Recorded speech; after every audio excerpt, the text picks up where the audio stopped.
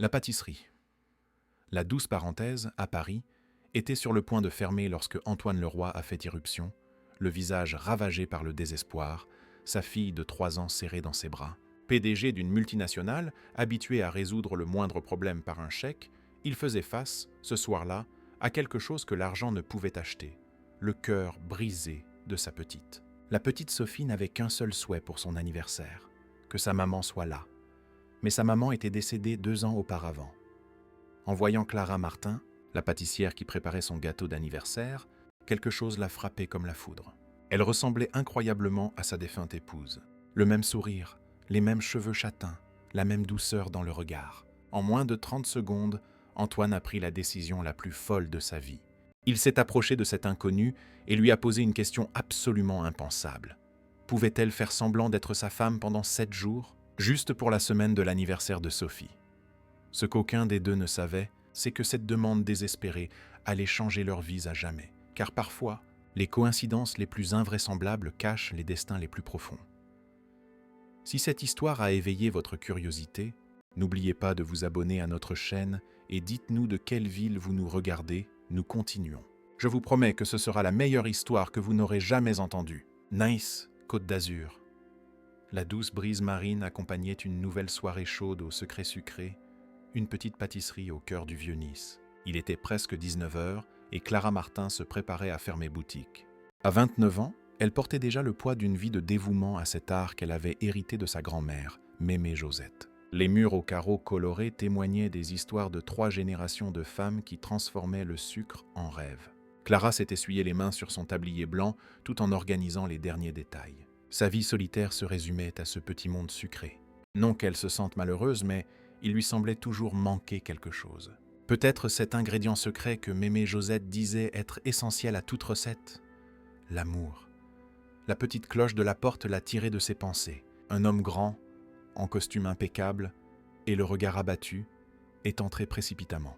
« Excusez-moi de vous déranger, je sais que vous fermez, mais je suis venu chercher le gâteau que j'ai commandé, au nom de Henri Mercier. » Clara a consulté son carnet de commandes. « Ah oui, le gâteau pour Sophie, 3 ans. » Elle a souri. « Je vais le chercher tout de suite. » Quand Clara est revenue de la cuisine portant la délicate création, un gâteau recouvert d'un glaçage rose pâle avec de petits papillons en sucre, elle a remarqué quelque chose d'étrange. L'homme la fixait comme s'il avait vu un fantôme, complètement immobile. « Monsieur Mercier, tout va bien ?» Henri Mercier, 38 ans, PDG de l'une des plus grandes entreprises de technologie du Sud, était incapable d'articuler un mot. Ses yeux, habituellement si sûrs et déterminés, étaient embués. Cet homme qui dirigeait des réunions avec des dizaines de cadres semblait à présent totalement vulnérable. « Quel est votre nom ?» a-t-il finalement demandé, la voix rauque. « Clara Martin. » Le PDG a pris une profonde inspiration, tentant de se ressaisir. « Je m'excuse pour ma réaction, mais vous ressemblez incroyablement à quelqu'un que j'ai connu. » Clara a hoché la tête, habituée à ce genre de commentaires. On lui disait qu'elle avait un visage commun. Ce n'est pas grave. Voici le gâteau de votre fille. J'espère qu'elle l'aimera. À ce moment-là, la porte de derrière de la pâtisserie s'est ouverte, et une dame d'une 50aine d'années est apparue avec une enfant endormie dans les bras. Monsieur Henri, pardon d'interrompre, mais Sophie s'est assoupie en attendant dans la voiture. J'ai préféré la faire entrer. Clara a observé la petite fille. Des cheveux châtains bouclés encadraient un visage délicat. Elle portait une robe jaune claire et serrait fermement une poupée en tissu usé. Elle ressemblait à un ange. « Merci Nathalie », a répondu Henri, prenant sa fille dans ses bras. « Rentrons à la maison maintenant. » C'est alors que la pâtissière a remarqué quelque chose qui lui a brisé le cœur. Un petit porte-photo sur le téléphone de l'homme montrait une femme souriante. Une femme qui, en effet, aurait pu être sa sœur jumelle. Henri a remarqué le regard de Clara et a décidé, sous une impulsion désespérée, de faire quelque chose qu'il n'aurait jamais imaginé. « Mademoiselle Martin, je sais que vous allez trouver cela complètement insensé, mais j'ai besoin de vous parler. C'est important. Puis-je revenir demain, avant l'ouverture de la boutique ?» La sincérité désespérée de cette requête l'a fait accepter, malgré son hésitation. « Très bien, j'ouvre à 8 heures, mais je peux arriver à 7 heures. Je serai là à 7 heures précises. Merci. » Clara n'a pas réussi à dormir cette nuit-là. Quelque chose dans l'expression de cet homme l'inquiétait. Le souvenir de la petite fille endormie ne la quittait pas non plus. Le lendemain matin, ponctuellement à 7 heures, Henri Mercier a garé sa voiture de luxe devant la pâtisserie. Il portait des vêtements plus décontractés, mais son visage restait abattu avec de profondes cernes. Clara l'a accueilli avec un café serré. « Bonjour, monsieur Mercier. S'il vous plaît, appelez-moi Henri. » Ils se sont assis à une petite table à l'arrière du magasin. L'homme a pris plusieurs inspirations profondes avant de commencer. « Clara, ma femme, Camille, nous a quittés il y a 2 ans. Un anévrisme soudain. Il a dégluti. Sophie n'avait qu'1 an quand c'est arrivé. » Clara a hoché la tête en silence, sentant le poids de cette révélation. Depuis, j'essaie d'être le meilleur père possible, mais il y a un vide que je n'arrive pas à combler. Sophie demande sa mère tous les jours. Il a fouillé dans sa poche et a sorti une photographie. Voici Camille. La pâtissière a eu un frisson en voyant l'image. La ressemblance était vraiment frappante. La même forme de visage, les yeux expressifs, même le sourire semblait identique au sien. La semaine prochaine, ce sera l'anniversaire de Sophie. Et savez-vous quelle a été sa seule demande ? Je veux que maman vienne à ma fête. Henri a passé la main sur son visage, essayant de contenir son émotion. Quand je vous ai vu hier, c'était comme revoir Camille. La même douceur dans le regard, le même sourire. Clara a commencé à comprendre la direction de cette conversation et a senti un nœud dans son estomac. « Je sais que ce que je vais vous proposer est complètement insensé, » a-t-il continué, « mais je suis désespéré. Seriez-vous prête à faire semblant d'être Camille pendant 1 semaine, juste pour l'anniversaire de Sophie ? Je peux vous payer 500 000 €. Sous le choc, Clara a laissé tomber sa tasse de café, répandant du liquide sur toute la table. « Quoi ? Non, c'est de la folie !» C'est contraire à l'éthique, cruel et tout simplement impossible. Tromper une enfant de cette manière. Pour ensuite l'abandonner à nouveau ? Vous avez perdu la tête ? Henri a baissé les yeux, honteux. Je sais, c'est une demande terrible. Mais je vois ma fille dépérir chaque jour. Elle ne sourit plus comme avant, elle ne joue plus. La psychologue dit qu'elle est en dépression infantile. Je suis désolé, mais je ne peux pas accepter. S'il vous plaît, partez. Le PDG s'est levé, vaincu. Alors qu'il était sur le point de sortir, son téléphone a sonné. C'était Nathalie, la nounou. Sophie a refait un cauchemar à propos de sa mère. Elle pleure sans s'arrêter depuis 1 demi-heure. L'informait la voix à l'autre bout du fil. Clara a observé le désespoir se répandre sur le visage de cet homme, tandis qu'il tentait de calmer sa fille par téléphone. « Papa arrive, princesse. Ne pleure pas. Maman veille sur toi depuis le ciel. » Ses mains tremblaient en raccrochant. Le regard d'un père complètement dévasté de ne pas pouvoir donner à sa fille la seule chose qu'elle désirait le plus au monde. « Veuillez m'excuser de vous avoir dérangé. Merci pour votre temps. » Alors qu'il était déjà à la porte, Clara a ressenti quelque chose d'inexplicable. Une compassion qui l'a fait agir contre toute sa raison. « Attendez. » Henri s'est retourné, surpris. « Je n'ai pas dit que j'accepterais cette folie, mais peut-être que nous pourrions en discuter davantage. Réfléchir à une alternative qui ne blesse pas autant votre fille. » Un rayon d'espoir a éclairé le visage fatigué de l'homme. « Que diriez-vous de dîner chez moi ce soir ? Sophie dormira. Nous pourrons discuter calmement. » Clara a hésité. Elle entrait en territoire dangereux, mais quelque chose en elle, peut-être la même compassion qui avait poussé sa grand-mère à ouvrir les portes de la pâtisserie aux nécessiteux lors de la grande inondation de 1975, l'empêchait de simplement tourner le dos. Très bien. Mais je ne promets rien. Cette nuit-là, après avoir fermé la pâtisserie, Clara a conduit sa petite Fiat jusqu'à l'adresse qu'Henri lui avait donnée. Elle a été impressionnée en arrivant à la résidence de luxe sur la promenade des Anglais. La villa des Mercier offrait une vue privilégiée sur la mer. Une Nathalie visiblement curieuse l'a accueillie à la porte. « Monsieur Henri vous attend dans le bureau. »« Par ici, s'il vous plaît. » En marchant dans les couloirs de cette maison imposante, Clara a remarqué les nombreux portraits de famille. Dans presque tous, elle voyait la femme qui aurait pu être son reflet dans le miroir, toujours souriante aux côtés d'Henri, et dans certains plus récents, avec la petite Sophie. Dans le bureau, Henri l'attendait avec une expression plus sereine. « Merci d'être venu. Voudriez-vous voir Sophie avant que nous parlions ? » La proposition l'a prise par surprise. Je ne sais pas si c'est approprié. Elle dort. Vous n'avez pas à vous inquiéter. En suivant Henri jusqu'à la chambre de la petite fille, Clara a senti son cœur se serrer en voyant la pièce décorée dans des tons lilas et blancs. Sophie dormait serrant la même poupée usée. Sur les murs, d'autres photos de Camille. Elle demande sans cesse quand maman reviendra du ciel, a murmuré Henri. J'essaye d'expliquer que ce n'est pas possible, mais elle est trop petite pour comprendre la finitude. De retour au bureau, Henri a servi un verre de vin rouge et a commencé à présenter sa proposition plus en détail. Je ne veux pas que vous fassiez explicitement semblant d'être Camille. Vous pourriez être présentée comme une amie spéciale, laissant Sophie tirer ses propres conclusions. Clara a secoué la tête, toujours incrédule. Et après, quand je disparaîtrai de sa vie après une semaine, avez-vous pensé au traumatisme que cela causera? Nous pourrions dire que vous avez dû partir en voyage, quelque chose qu'une enfant de 3 ans puisse comprendre. La pâtissière a soupiré, analysant tout le scénario. C'était une proposition absurde, et pourtant, il y avait quelque chose dans cette situation qui la touchait profondément. Peut-être parce qu'elle n'avait jamais connu sa propre mère. Décédée à la naissance, elle comprenait bien la douleur de cette absence. Et notez que je ne fais qu'envisager une hypothèse. Si j'acceptais, je devrais fermer ma pâtisserie pendant une semaine. Je couvrirais toutes les pertes, bien sûr. Clara a longuement regardé une photo de Sophie sur le bureau. Laissez-moi réfléchir cette nuit. Je vous donnerai une réponse définitive demain.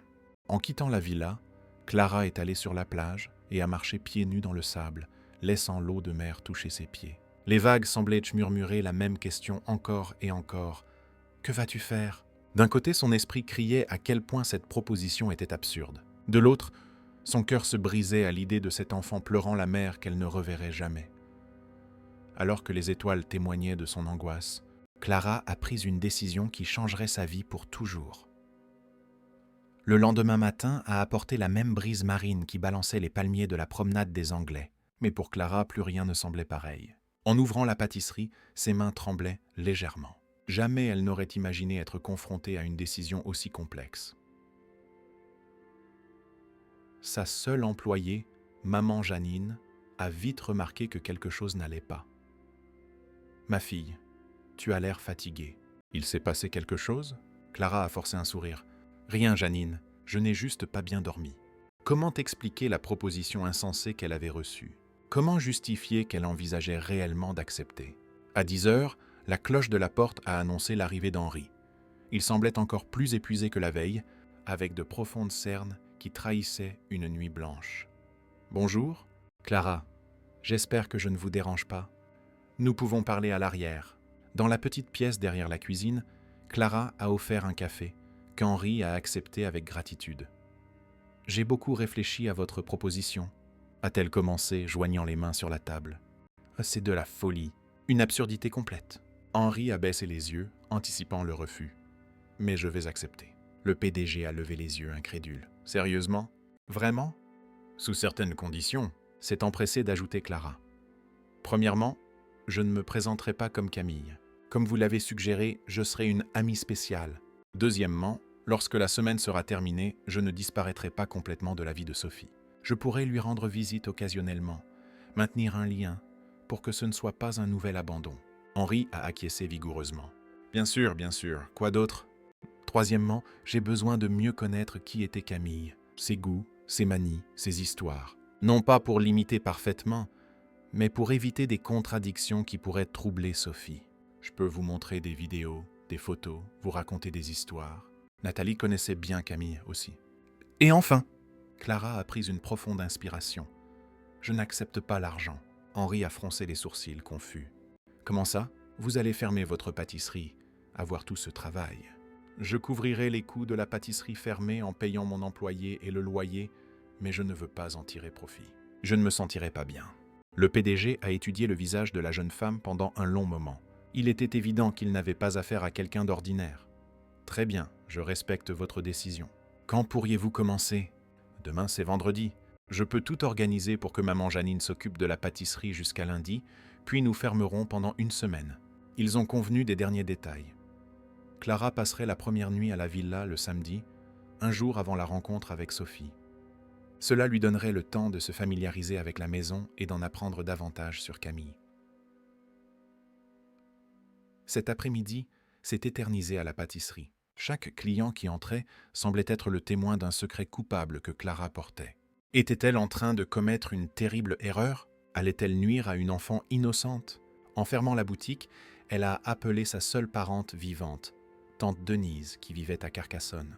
« Tante, je vais devoir partir en voyage d'affaires. Je serai absente pendant une semaine. » Le mensonge a laissé un goût amer dans sa bouche. Si elle ne pouvait même pas dire la vérité à sa tante, comment pouvait-elle être si sûre de sa décision? Le samedi est arrivé avec une rapidité angoissante. Clara a fait une petite valise avec des vêtements simples. Elle a hésité à choisir une chemise de nuit. Elle devait prendre quelque chose de plus discret pour une maison où il y aurait une enfant. En arrivant à la villa, elle a été accueillie par Nathalie, qui l'a conduite à une chambre d'amis au premier étage. Monsieur Henry vous a demandé de l'attendre dans la salle de cinéma lorsque vous serez prête. C'est la 3e porte à droite dans le couloir. La chambre était plus grande que son appartement entier. La vue sur la mer était à couper le souffle. Sophie passe la journée avec ses grands-parents paternels, a expliqué Nathalie. Elle ne rentre que demain matin. Après avoir rangé ses affaires, Clara s'est dirigée vers la salle indiquée. Henri l'attendait déjà, entouré d'albums photos et d'un ordinateur portable ouvert. « Merci d'être venu », a-t-il dit, se levant. « J'ai préparé une sorte d'immersion dans la vie de Camille. » Pendant les heures suivantes, Clara a plongé dans la vie d'une inconnue qui, par un caprice du destin, aurait pu être sa jumelle. Camille Mercier avait été pédiatre, diplômée de la Sorbonne, avec une spécialisation en neuropédiatrie. Née à Oléron, elle avait rencontré Henri à l'université alors qu'il étudiait à Polytech. Elle aimait les enfants plus que tout, a raconté Henri, montrant des vidéos de Camille avec des patients à l'hôpital. Ce fut une grossesse très désirée. Nous avons eu des difficultés à concevoir. Dans chaque vidéo, chaque photo, chaque histoire, Clara voyait une femme au sourire facile et aux yeux brillants. Quelqu'un qui, clairement, avait été profondément aimé. C'était le parfum qu'elle utilisait, a dit Henri, lui tendant un flacon en verre bleuté. Et voici son livre préféré, L'insoutenable légèreté de l'être, a lu Clara. J'adore aussi ce livre. Un silence embarrassant s'est installé entre eux. Excusez-moi, je ne voulais pas... Non, c'est bon, a interrompu Henri. Il est naturel que vous ayez des choses en commun. Au fur et à mesure que la nuit avançait, Clara se sentait de plus en plus connectée à Camille et, étrangement, à Henri. Il y avait quelque chose de touchant dans la façon dont il parlait de sa femme. Non seulement de la douleur, mais une profonde gratitude de l'avoir connue. Ils ont dîné sur la terrasse, accompagnés par le bruit des vagues. La nourriture, préparée par Nathalie, était délicieuse. Sophie est allergique aux arachides, a commenté Henri, et elle adore les fraises, tout comme sa mère. A-t-elle d'autres parents proches que ses grands-parents paternels? Les parents de Camille vivent au Portugal. Nous gardons contact par appel vidéo, mais ils ne viennent en France qu'une fois par an. Vers 22h, Clara se sentait émotionnellement épuisée. Tant d'informations, tant de responsabilités. Je pense que je vais me retirer. Demain sera un grand jour. Henri a acquiescé. Avant de partir, je voulais vous montrer la chambre de Sophie. Il peut être important de connaître son environnement. La chambre de la petite fille était un petit monde enchanté. Des mobiles de papillons pendèrent du plafond, une maison de poupées occupait un coin, et une impressionnante collection de livres pour enfants remplissait une étagère basse. « Elle adore que je lui lise une histoire avant de dormir », a commenté Henri. Surtout celui-ci. C'était un livre sur une petite fille qui envoyait des lettres à sa mère qui vivait dans les étoiles. Camille l'a acheté avant de nous quitter, comme si elle savait. La voix d'Henri affaiblit. Clara a ressenti une immense compassion pour cet homme qui tentait, seul, de maintenir vivant le souvenir de sa femme pour sa fille. Je ferai de mon mieux pour aider Sophie, Henri. Non pas en tant que remplaçante de sa mère, mais comme quelqu'un qui se soucie d'elle. De retour dans la chambre d'amis, Clara s'est allongée mais n'a pas réussi à dormir. Elle a pris le livre de Camille et a commencé à lire, cherchant à mieux comprendre la femme dont elle occuperait temporairement l'ombre. La nuit a avancé tandis qu'elle absorbait chaque détail de cette maison, de cette famille brisée. Vers 5h du matin, elle s'est finalement rendue au sommeil, seulement pour être réveillée 2 heures plus tard par un bruit dans le couloir. Des voix s'approchaient. L'une d'elles, petite et animée, a fait battre son cœur. « Mamie a fait un gâteau au chocolat, papa. J'en ai mangé 2 morceaux !»« Sophie, tu ne devais pas raconter ça à papa. » a ri une voix masculine plus âgée. Clara a bondi du lit. Sophie était arrivée plus tôt que prévu. Elle n'était pas encore prête pour la rencontre. Elle s'est habillée à la hâte avec une robe simple en coton à fleurs, semblable à celle qu'elle avait vue Camille porter sur les photos, et a respiré profondément plusieurs fois. Ce n'est qu'une semaine, s'est-elle répétée comme un mantra. Une semaine pour donner un peu de joie à une enfant. Quand elle a finalement eu le courage de sortir de la chambre, elle a trouvé Henri seul dans le salon. Il semblait nerveux. « Bonjour », a-t-il dit, se levant. Sophie est arrivée plus tôt. Mes parents avaient un engagement et l'ont ramenée maintenant. Elle prend son petit déjeuner avec Nathalie dans la cuisine. Je suis nerveuse. Oh, avouez Clara, moi aussi. Mais c'est la bonne chose à faire. Sophie a droit à un peu de bonheur. Comment allons-nous procéder? Comment allez-vous me présenter? J'ai pensé dire simplement que vous êtes une amie spéciale qui est venue nous rendre visite pour quelques jours. Le reste, eh bien, nous laisserons Sophie tirer ses propres conclusions. Clara a acquiescé, sentant son estomac se nouer. Allons-y alors. Ils ont marché jusqu'à la cuisine, où une petite fille aux cheveux châtains bouclés mangeait des crêpes avec de la sauce au chocolat. À côté d'elle, Nathalie coupait une autre crêpe en petits morceaux. « Sophie » a appelé Henri doucement. « Il y a quelqu'un ici que je veux que tu rencontres. » La petite fille a levé les yeux et le monde s'est arrêté. Les yeux de l'enfant, identiques à ceux de son père, se sont écarquillés. La fourchette de crêpes est restée suspendue en l'air, oubliée. Sa petite bouche a formé un petit « oh » de surprise. Voici Clara. Elle va passer quelques jours avec nous. Sophie n'a pas répondu. Elle continuait de fixer Clara avec une intensité presque surnaturelle pour une enfant de 3 ans. Nathalie semblait également sans voix, regardant de Clara à la photo de Camille sur le réfrigérateur, puis de nouveau à Clara. Un silence tendu dominait l'atmosphère. Clara s'est sentie comme une imposture, une intruse dans un monde qui ne lui appartenait pas. Pendant un instant terrible, elle a songé à faire demi-tour et à s'enfuir. C'est Sophie qui a brisé le silence. Lentement, la petite fille est descendue de sa chaise. Avec des pas hésitants, elle s'est approchée de Clara. Ses petits yeux examinaient chaque détail du visage de la pâtissière, comme si elle cherchait à confirmer ce que son cœur savait déjà. Clara s'est accroupie pour se mettre à la hauteur de l'enfant, sentant son propre cœur tambouriner contre sa poitrine. « Bonjour Sophie, je suis ravie de te rencontrer. » La petite fille a levé une petite main tremblante et a touché le visage de Clara avec délicatesse, comme si elle craignait qu'elle ne disparaisse au moindre contact. « Tu es revenue du ciel ?» a demandé Sophie, sa petite voix n'étant qu'un murmure. Clara a regardé Henri désespérément, ne sachant que répondre. Le PDG semblait tout aussi perdu. « Je viens d'un endroit pas très loin d'ici », a finalement répondu Clara. « Une pâtisserie appelée Le Secret Sucré. »« Tu fais des gâteaux ?»« Oui, beaucoup de gâteaux. De toutes sortes et de toutes saveurs. » Les yeux de Sophie ont brillé. « Ma maman aussi faisait des gâteaux avec moi. »« Vraiment ?»« Oui, » a acquiescé la petite fille avec vigueur. Des gâteaux au chocolat avec un glaçage aux fraises. C'était le meilleur gâteau du monde. Clara a souri, sentant un nœud dans sa gorge. « Que dirais-tu de faire un gâteau ensemble un de ces jours ?» Ce qui s'est passé ensuite a pris tout le monde par surprise. Sophie s'est jetée dans les bras de Clara avec une telle force qu'elle a failli la faire tomber. Elle l'a serrée avec l'intensité désespérée de quelqu'un qui retrouve quelque chose de précieux qu'il croyait perdu pour toujours. « Tu es restée si longtemps loin » a murmuré la petite fille, le visage enfoui dans le cou de Clara. « Je savais que tu reviendrais. » Henri a porté la main à sa bouche, visiblement ému. Nathalie s'est retournée pour dissimuler ses larmes. Et Clara, capturée dans cette étreinte innocente, a senti quelque chose se réveiller en elle. Un instinct protecteur, une tendresse immédiate pour cet enfant fragile qui la confondait avec la mère qu'elle aimait tant. Était-ce mal de permettre cette tromperie ? Probablement. Mais à ce moment-là, avec Sophie agrippée à elle comme si sa vie en dépendait, Clara ne pouvait pas penser à l'éthique de la situation. Elle ne pouvait que sentir ce petit cœur battre contre le sien et la certitude que, d'une manière inexplicable, elle était exactement là où elle devait être. « Allons prendre le petit déjeuner ensemble ?» a-t-elle invité, défaisant doucement l'étreinte pour regarder dans les yeux de la petite fille. Sophie a acquiescé, radieuse. Elle a pris la main de Clara et l'a conduite à table comme si c'était elle l'hôtesse.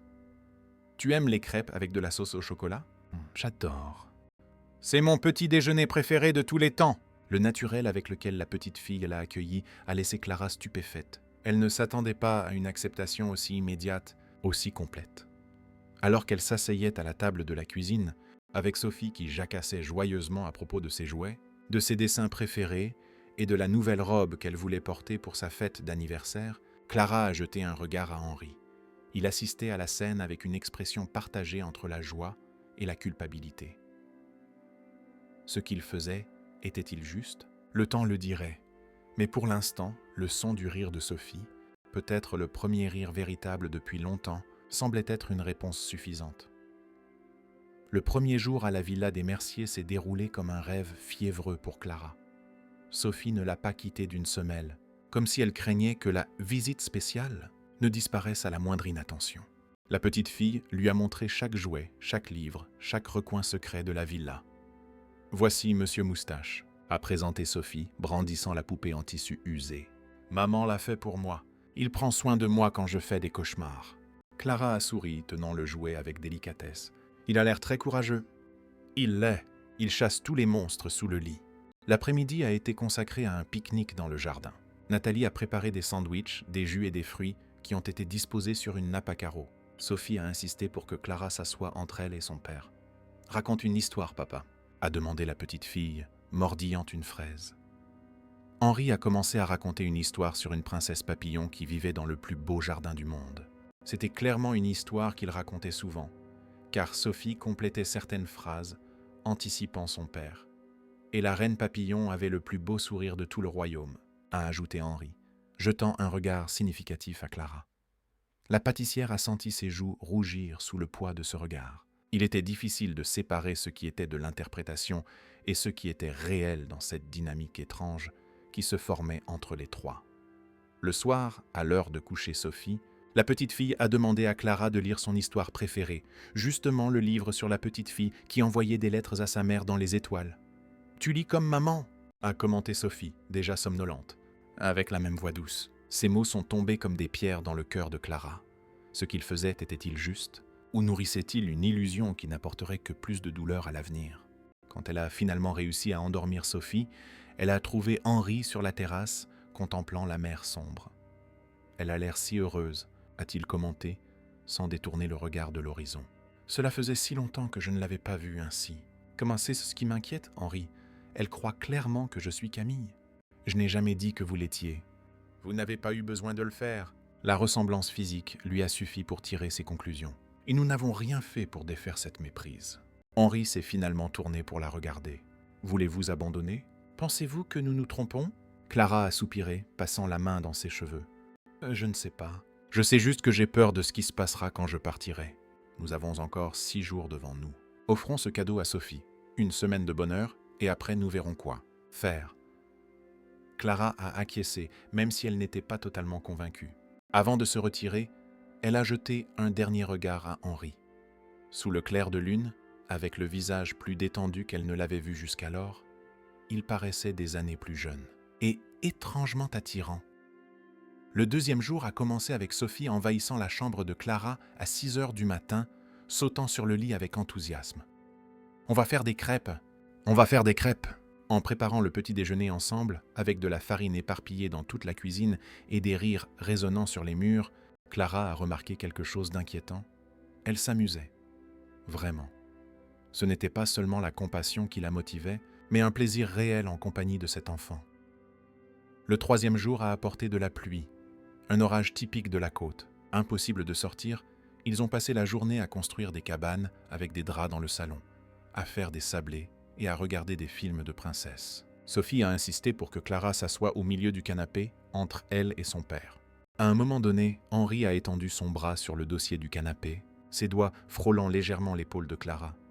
Elle a fait semblant de ne pas remarquer, mais son cœur s'est accéléré. Le 4e jour, Sophie s'est réveillée avec de la fièvre. Clara a passé des heures au chevet de la petite fille, appliquant des compresses froides et chantant doucement. Henri observait depuis la porte avec une expression qui mêlait gratitude et quelque chose de plus profond, de plus dangereux. « Vous êtes douée avec les enfants », a-t-il commenté lorsque Sophie s'est finalement endormie. « Avez-vous déjà pensé à avoir des enfants ?» La question a pris Clara par surprise. « Un jour, peut-être, j'ai toujours voulu une grande famille. Camille aussi voulait. Nous avions prévu d'avoir au moins 3 enfants. » Un silence inconfortable s'est installé entre eux. L'ombre de Camille, toujours présente. Le 5e jour, Sophie étant rétablie, ils ont fait une promenade dans le Vieux-Nice. Ils ont visité la place Masséna, mangé une glace et marché dans les rues historiques. Pour n'importe quel observateur, ils ressemblaient à une famille normale et heureuse. Par moments, même Clara oubliait que c'était temporaire, une illusion avec une date de péremption. Dans un magasin de jouets, pendant que Sophie se laissait distraire par une démonstration de petites voitures télécommandées, Henri s'est approché de Clara. « J'ai besoin de vous dire quelque chose », a-t-il dit à voix basse. « Je me sens coupable. »« À propos de quoi ?»« Agnos, à propos de vous. À propos de nous. Quand je vous ai invité à faire cela, c'était uniquement pour la ressemblance avec Camille. Mais maintenant !» Clara a senti son estomac se nouer. « Maintenant quoi, Henri ?»« Maintenant, je vous vois. Clara. » non pas comme une copie de Camille, mais comme quelqu'un d'unique, de spécial par vous-même. Avant qu'elle ne puisse répondre, Sophie est revenue en courant, brandissant le jouet qu'elle avait choisi, une petite cuisine de pâtisserie. « Regarde, c'est comme ta boutique. » Le 6e jour s'est levé ensoleillé. Parfait pour la fête qui aurait lieu le lendemain. Clara a aidé aux derniers préparatifs, approuvant le menu, les douceurs et la décoration, tout dans des tons de rose et lilas, avec le thème des papillons que Sophie aimait tant. Dans l'après-midi, la petite a insisté pour montrer à Clara son album photo. « Voici maman quand elle était médecin », a-t-elle expliqué, pointant une photo de Camille en blouse blanche. Elle prenait soin des enfants malades. Elle a tourné la page. « Voici maman avec moi dans son ventre ». Une Camille enceinte souriait radieusement à l'appareil photo. Et voici maman me tenant quand j'étais bébé. Page après page, la petite fille montrait la mère qu'elle avait à peine connue, mais qui occupait une si grande place dans son petit cœur. Clara sentait sa gorge se serrer à chaque nouvelle image. « Pourquoi as-tu dû aller au ciel ?» a demandé Sophie soudainement, prenant Clara complètement au dépourvu. Je... Papa a dit que tu étais tombée malade et que tu étais devenue une petite étoile. Mais maintenant, tu es revenue, n'est-ce pas ?» La pâtissière a senti la panique monter. Elle a regardé autour d'elle, cherchant Henri, mais il était sorti chercher des choses pour la fête. « Sophie, ma chérie, je ne suis pas... » La petite fille l'a interrompue, la serrant fort. « C'est bon, je sais que tu ne peux pas rester pour toujours. La maîtresse de l'école a dit que les gens qui deviennent des petites étoiles ne peuvent nous rendre visite que dans les rêves. Mais même comme ça, je suis très heureuse que tu sois venue à ma fête. » Ces mots innocents ont été comme un coup de poing dans l'estomac de Clara. Sophie, dans sa sagesse enfantine, avait déjà créé une explication pour la situation, une qui lui permettait d'accepter la présence temporaire de cette version de sa mère sans remettre en question la réalité de la perte. Cette nuit-là, après avoir couché Sophie, Clara a trouvé Henri dans le bureau. Il travaillait sur quelques emails, mais a fermé l'ordinateur portable dès qu'elle est entrée. « J'ai besoin de vous parler », a-t-elle dit sans détour. En privé, ils sont allés dans le bureau, où Henri a servi 2 verres de vin. Clara a refusé le sien. « Nous ne pouvons pas continuer cela », a-t-elle déclaré. « C'est trop cruel pour Sophie. » Henri a soupiré. « Je sais. Elle croit que je suis Camille, que je suis revenu du ciel pour la voir, et demain je suis censé disparaître à nouveau de sa vie. À moins que vous ne restiez. » Clara a secoué la tête, frustrée. « Ce n'est pas si simple, Henri. Même si je reste, nous devrons finalement lui dire la vérité. Plus nous laissons de temps s'écouler, pire ce sera. » Alors disons la vérité maintenant. La proposition a pris Clara par surprise. Comment ? Demain matin, nous nous asseyons avec Sophie et expliquons tout. Que vous n'êtes pas Camille, mais quelqu'un qui se soucie beaucoup d'elle. Que vous pouvez continuer à faire partie de nos vies, si vous le souhaitez, mais d'une manière honnête. Pensez-vous qu'elle va comprendre ? Ce sera difficile au début, mais les enfants sont résilients. Et le plus important, elle ne perdra plus quelqu'un. Vous resterez présente, juste d'une manière différente. Clara a porté les mains à son visage, essayant d'organiser ses pensées. Et nous ? Que sommes-nous, Henri ? Ce que nous ressentons l'un pour l'autre est-il réel ou juste le produit de cette situation folle ? Henri s'est approché, prenant ses mains dans les siennes. Ce que je ressens pour vous est réel, si réel que ça m'effraie. Comment pouvez-vous en être sûr ? Nous nous connaissons depuis moins d'1 semaine. Et j'ai l'impression de vous connaître depuis toujours. Mais ce n'était que le contexte. La situation artificielle que nous avons créée. Henri a fait un pas en avant, diminuant la distance entre eux. Alors prouvez-moi que j'ai tort. Restez 1 semaine de plus après la fête, sans faire semblant, sans arrangement, juste vous étant vous-même. Si à la fin de cette semaine, ce que je ressens s'est dissipé, vous aurez raison et nous pourrons nous dire au revoir amicalement. La proposition était tentante mais effrayante. Et Sophie, comment lui expliquerions-nous cela ? Nous pouvons lui dire la vérité ? Que vous n'êtes pas sa mère, mais quelqu'un qui se soucie beaucoup d'elle. Hey, cela va la briser. Peut-être au début, mais les enfants sont résilients. Et vous avoir dans nos vies, même sans être sa mère, serait mieux que de ne pas vous avoir du tout. Clara s'est sentie étourdie par la complexité de la situation. Henri était si proche maintenant qu'elle pouvait sentir son parfum. Un mélange de bois de santal et de quelque chose d'unique à lui. « J'ai besoin de réfléchir », a-t-elle murmuré reculant. « La fête est demain. Concentrons-nous là-dessus d'abord. » De retour dans sa chambre, Clara n'a pas réussi à dormir. Elle a roulé sur le lit, repassant mentalement chaque moment des 6 derniers jours. Elle était entrée dans cette maison déterminée à aider une enfant triste, convaincue de sa supériorité morale sur un père désespéré qui avait proposé quelque chose de contraire à l'éthique. Et maintenant, elle était aussi impliquée que lui, aussi perdue que Sophie dans le fantasme qu'ils avaient recréé. Par la fenêtre, elle pouvait voir l'océan sous le clair de lune. Les vagues se brisaient sur la plage, implacables et constantes. Comment serait sa vie si elle acceptait la proposition d'Henri? Pourrait-elle vraiment construire quelque chose de vrai à partir d'un début si tordu? Dans la chambre d'à côté, elle pouvait entendre la respiration douce de Sophie. En seulement 6 jours, cet enfant avait conquis son cœur d'une manière qu'elle n'aurait jamais cru possible. L'idée de la quitter était trop douloureuse à contempler. Et puis, il y avait Henri, l'homme qui l'avait initialement effrayée par sa demande désespérée, mais qui maintenant l'intriguait par sa complexité, sa dévotion à sa fille, sa loyauté envers la mémoire de sa femme et cette nouvelle tendresse qu'il manifestait pour elle, Clara. Assise sur le bord du lit, fixant sa propre image dans le miroir de la commode, Clara s'est posé une question cruciale. Qui suis-je dans cette histoire? L'héroïne ou la méchante? La sauveuse ou l'imposture? Le reflet n'a pas offert de réponse, renvoyant seulement le regard d'une femme déchirée entre ce qu'elle savait être juste et ce que son cœur désirait. Le 7e jour s'est levé ensoleillé, comme si l'univers approuvait la célébration à venir. Clara s'est réveillée avec Sophie sautant sur son lit, plus excitée que jamais. « C'est mon anniversaire, c'est mon anniversaire !» La pâtissière a serré la petite fille, ressentant un amour si authentique qu'il faisait mal. « Joyeux anniversaire, princesse !»« Quel âge as-tu déjà ?» Sophie a levé 3 doigts fièrement. « 3 ans! Je suis une grande fille maintenant !»« Tu l'es assurément, et les grandes filles méritent des fêtes incroyables !» La matinée s'est déroulée dans une frénésie de préparatifs. Le traiteur est arrivé tôt, dressant les tables dans le jardin. Le thème des papillons était dans chaque détail, des serviettes à la fontaine de chocolat dont la base imitait des fleurs où se posaient, de petits papillons en sucre. Clara a personnellement supervisé le gâteau, une création à 3 étages en dégradé lilas, avec de délicats papillons qui semblaient voler autour. Même s'ils ne venaient pas de sa pâtisserie, elle a tenu à y ajouter quelques touches spéciales. À 14 heures, les premiers invités ont commencé à arriver, des familles avec des enfants de l'école de Sophie, quelques collègues d'Henri et leurs enfants respectifs. Tous regardaient Clara avec une curiosité à peine dissimulée, remarquant clairement la ressemblance avec la défunte Camille. Henri la présentait simplement comme une amie très spéciale de la famille. Mais les regards et les chuchotements persistaient. Clara essayait de les ignorer, se concentrant uniquement à s'assurer que Sophie passe la journée parfaite. Et elle y parvenait. La petite fille courait dans le jardin, jouait avec ses amis, riant plus que quiconque ne l'avait jamais vue rire. De temps en temps, elle cherchait Clara des yeux, comme pour s'assurer qu'elle était toujours là, et en la trouvant, elle ouvrait un sourire radieux. « Je ne l'ai jamais vue aussi heureuse », a commenté une dame qui s'est présentée comme l'institutrice de Sophie. Elle était si tranquille à l'école ces derniers mois. La fête a atteint son apogée avec l'arrivée du gâteau.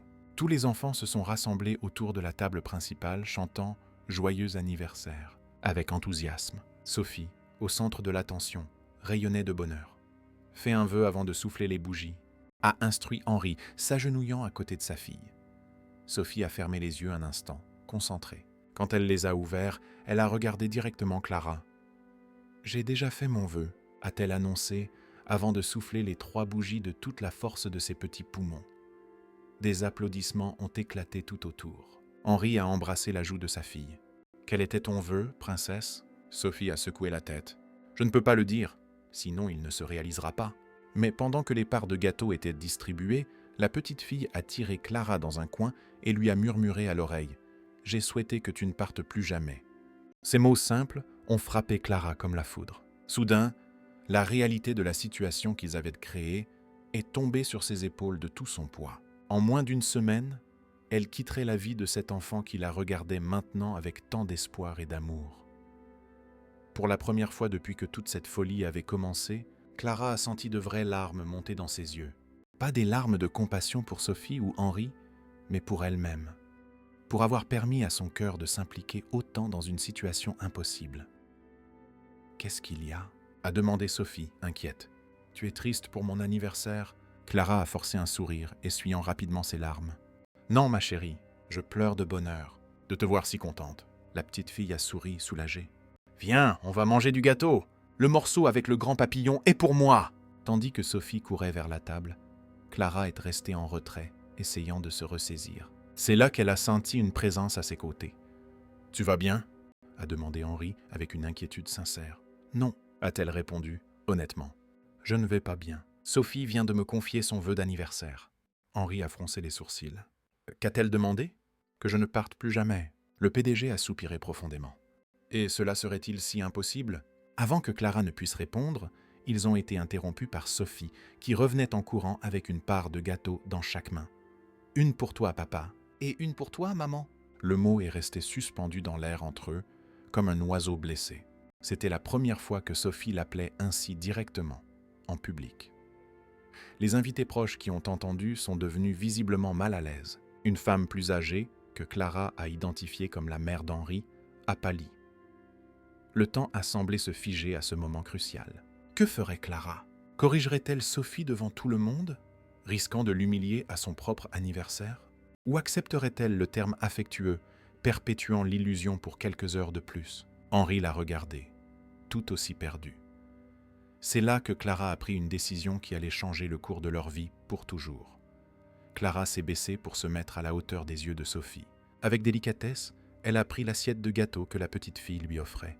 « Merci, ma chérie », a-t-elle dit, gardant son sang-froid malgré le tourbillon d'émotions. « Que dirais-tu d'aller voir si tes amis veulent jouer dans le château gonflable ?» La crise immédiate avait été reportée, mais Clara savait qu'une résolution définitive serait nécessaire. Tandis qu'elle observait Sophie sauter joyeusement avec d'autres enfants, elle a senti quelqu'un s'approcher. C'était une dame élégante, aux cheveux gris parfaitement coiffés, la mère d'Henri.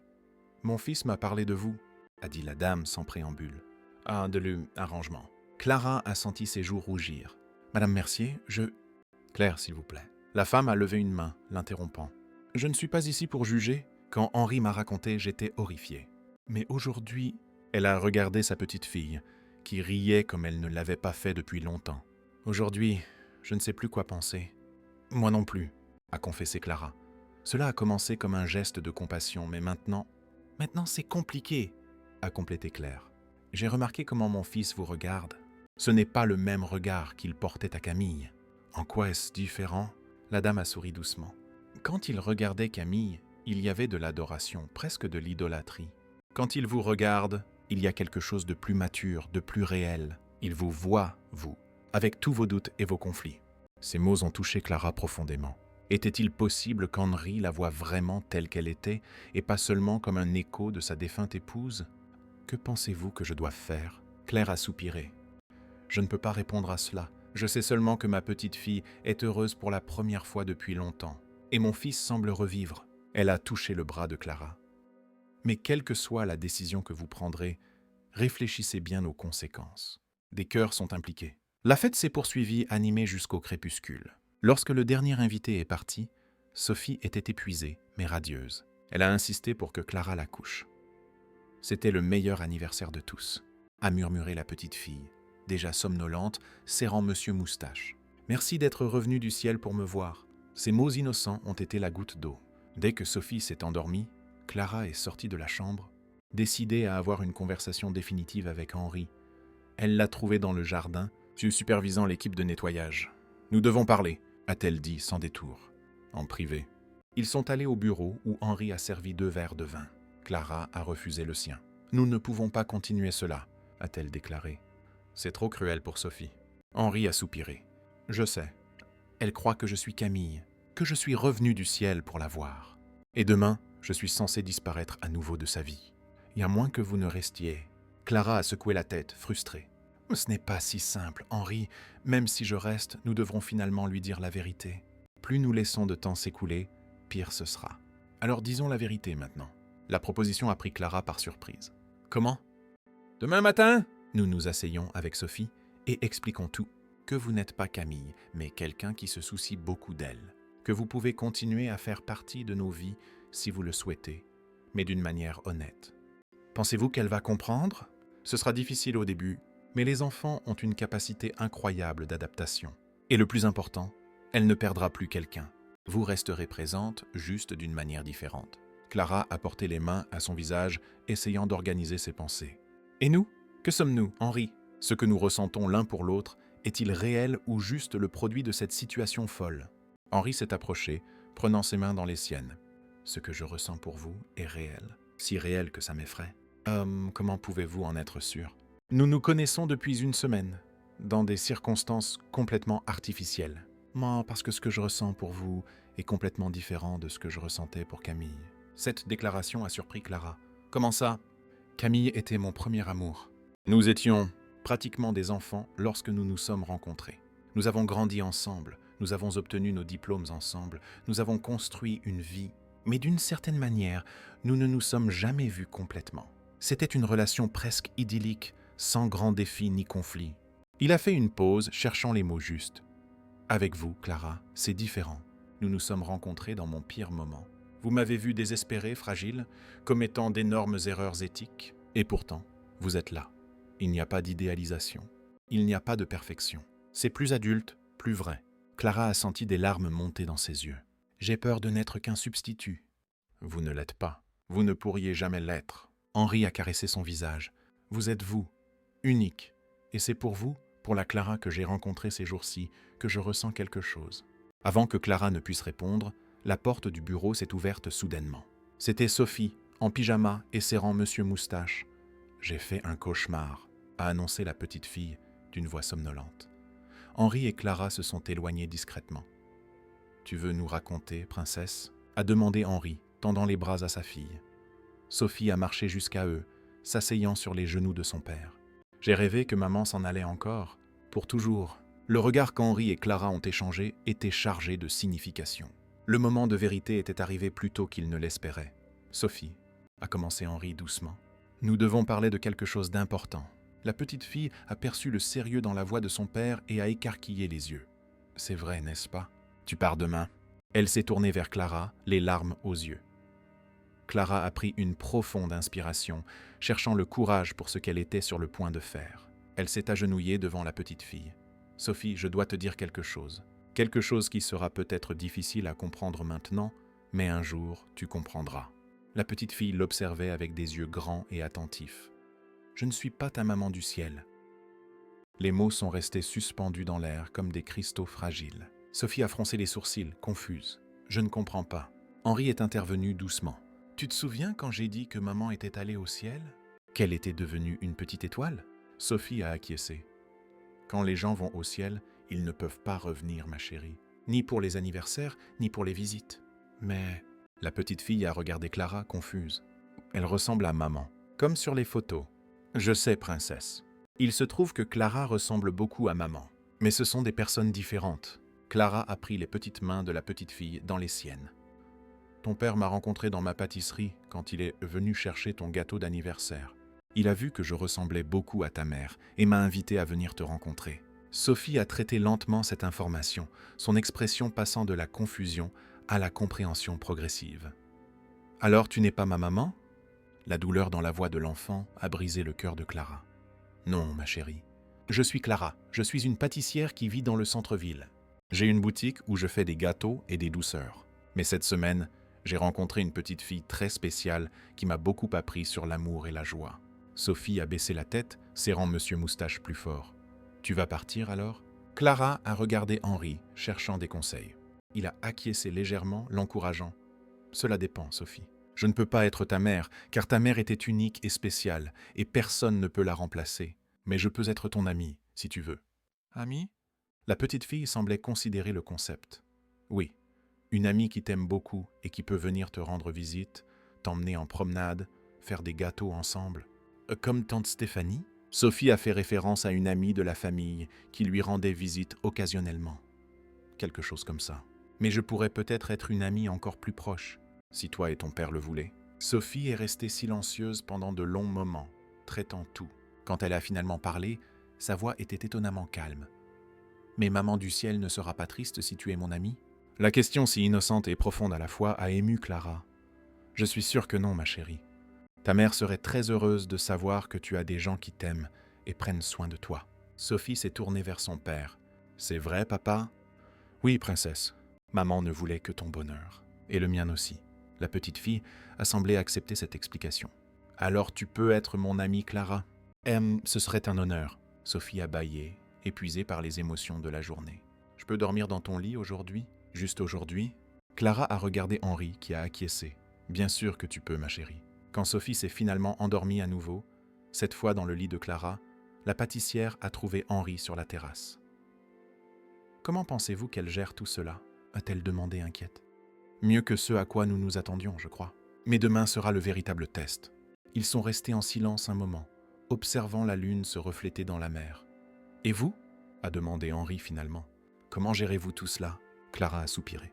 « Honnêtement, j'ai peur. En une semaine, ma vie a été bouleversée. J'ai développé des sentiments pour une enfant que je connais à peine, et pour un homme dont la femme je ressemble par coïncidence. On dirait le scénario d'un film, n'est-ce pas ?» Henri a souri sans humour. « Des plus improbables. » Alors, que faisons-nous maintenant ? Clara a réfléchi un instant. « Je pense que nous avons besoin de temps. Du temps réel, sans faire semblant ni pression. J'ai besoin de retourner à ma vie, à ma pâtisserie. Et vous et Sophie avez besoin de vous ajuster à cette nouvelle configuration. Vous partez demain alors ? Oui, mais pas complètement. Je peux rendre visite à Sophie le week-end. Nous pouvons voir comment les choses évoluent naturellement. » Henri a acquiescé, bien qu'il ait semblé un peu déçu. « Et nous ? Nous avons besoin de temps aussi, Henri. Je ne peux pas nier que je ressens quelque chose pour vous. Mais j'ai besoin d'être sûr que c'est réel, et non pas juste le produit de cette situation extraordinaire. » Il a pris sa main dans les siennes. « Je peux attendre. Le temps, c'est quelque chose que j'ai en abondance. » Le lendemain matin, le petit déjeuner était plus silencieux que d'habitude. Sophie était pensive, alternant les regards entre Clara et son père. « Tu pars vraiment aujourd'hui ?» a-t-elle finalement demandé. « Je vais rentrer chez moi, oui, » a répondu Clara. « J'ai besoin de rouvrir ma pâtisserie. Il y a beaucoup de gens qui attendent mes gâteaux. » « Tu fais des gâteaux aussi beaux que celui de mon anniversaire ? » ?»« Oui, de toutes sortes et de toutes saveurs. »« Je peux visiter ta pâtisserie ?» Clara a souri, soulagée par cette ouverture. « Bien sûr que tu peux, quand tu veux. »« Demain ?» Henri a ri de l'anxiété de sa fille. « Que dirais-tu du week-end prochain ? » Cela laisse le temps à Clara de s'organiser. Sophie a accepté, bien qu'elle ait semblé un peu déçue par l'attente. Après le café, Clara a rangé ses affaires. C'était étrange comment en seulement 7 jours cette chambre d'amis était devenue familière. Quand elle est descendue avec sa valise, elle a trouvé Henri et Sophie qui attendaient dans le salon. La petite fille tenait quelque chose dans ses mains, un dessin. « Je l'ai fait pour toi », a-t-elle dit, tendant le papier à Clara. « C'est moi, toi, papa et Monsieur Moustache. » Le dessin montrait 4 bonhommes allumettes, 2 grands, un petit et un qui ressemblait à un chat déformé, vraisemblablement Monsieur Moustache. Tous souriaient. « Il est magnifique, Sophie. Je vais l'accrocher sur mon réfrigérateur. » L'adieu a été plus calme que Clara ne l'espérait. Sophie l'a serré fort et a demandé qu'elle revienne bientôt. Il n'y avait plus de confusion dans ses yeux, seulement l'affection sincère d'une enfant pour quelqu'un qu'elle aimait. Henri l'a accompagnée jusqu'à la voiture. « Merci », a-t-il dit, simplement. « Pour tout. » Ce n'était rien. Oh, c'était tout. Il a tenu son visage entre ses mains. « Vous avez ramené la lumière dans cette maison. Pour nous. » Sans trop réfléchir, Clara s'est penchée et l'a embrassé doucement sur les lèvres. Ce fut un baiser bref, chaste, mais chargé de promesses. « À samedi, » a-t-elle dit, montant dans la voiture. « Nous vous attendrons. » Alors qu'elle conduisait vers son appartement dans le centre-ville, Clara a ressenti un mélange d'émotions, soulagement de retrouver sa vie normale, nostalgie des jours intenses qu'elle avait vécus et un espoir timide pour ce que l'avenir pouvait réserver.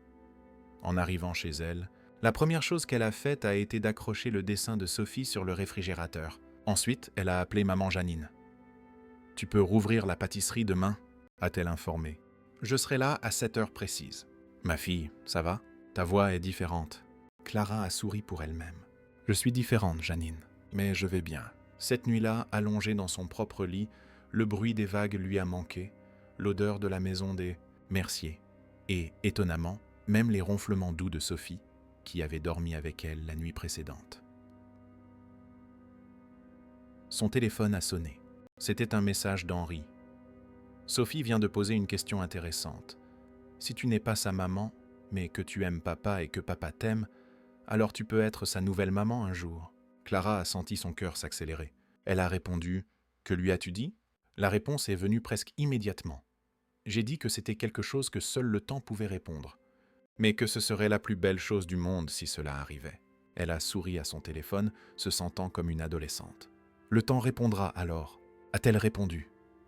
Le lendemain, en rouvrant le secret sucré, Clara a réalisé à quel point tout semblait plus petit, plus simple. Ce n'était qu'une semaine, mais elle avait l'impression que des années s'étaient écoulées. Maman Janine a immédiatement remarqué le changement. « Où avais-tu la tête d'accepter de travailler chez un client pendant une semaine ?» a-t-elle demandé méfiante. « Il y a quelque chose que tu ne me dis pas, ma fille ?» Clara a souri, énigmatique. « Il y a beaucoup de choses, Janine. Peut-être qu'un jour je te les raconterai. » La semaine est passée rapidement, Clara essayant de rattraper son retard à la pâtisserie. Le jeudi, elle a reçu un bouquet de roses jaunes, les préférés de Camille, a-t-elle réalisé avec un pincement au cœur. La carte disait « Pour Clara, qui a ramené la lumière dans notre maison », de la part de ses amis Henri et Sophie. Ce n'étaient pas les fleurs que Camille aimait qui importaient, a-t-elle compris. C'était le geste, la pensée, l'intention de construire quelque chose de nouveau et de différent. Quand le samedi est finalement arrivé, Clara était plus nerveuse que jamais. Elle a choisi soigneusement sa tenue, une robe fleurie, mais différente de celle qu'elle avait vue sur les photos de Camille. Il était important d'établir sa propre identité. En arrivant à la villa des Merciers, elle a été accueillie par une Sophie extrêmement excitée qui l'a pratiquement traînée à l'intérieur. « J'ai fait un gâteau pour toi.